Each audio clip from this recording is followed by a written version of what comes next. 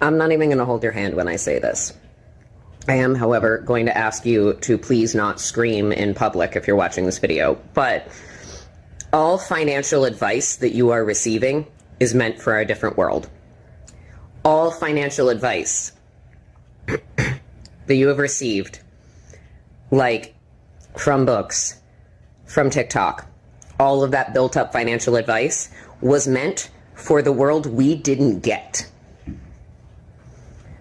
The whole principle of like, you can pay off your credit card debt, no you can't.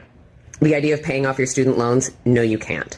You can't, and the system is set up that way. The advice that we got about using high yield savings accounts, even investing in like the S&P 500, the advice we get from the I Can Teach You to Be Rich guy, the advice that you all have gotten from David Ramsey, the advice that we get is meant for a world that does not exist. You cannot strategy your way out of poverty or debt in this present world. And one of the best examples of this is Bradley on a Budget, because the only way that Bradley demonstrates that one can actually strategically make their way out is through extremes.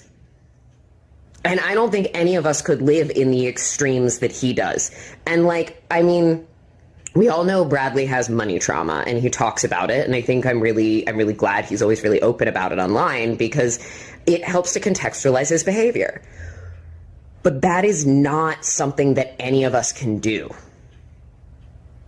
And so what we are seeing when it comes to financial advice is all a fantasy, because it is a belief that we will one day get out of, and the system that we live in now, what has happened since January 1st of 2025, there is no escaping this. This is not to say that there's no point and we should all exit this mortal coil or like get in debt further. We can keep trying. We can keep making decisions. We can keep trying to do low spends and no spends and all these other things. But if you are counting on one financial system from one financial philosopher or another, just know it probably won't work. And it's not your willpower, and it's not that you're not trying hard enough. It's that they could not fathom the level of financial crisis this country is in. And I don't mean the government. I mean us, the people. And we were put there by the government.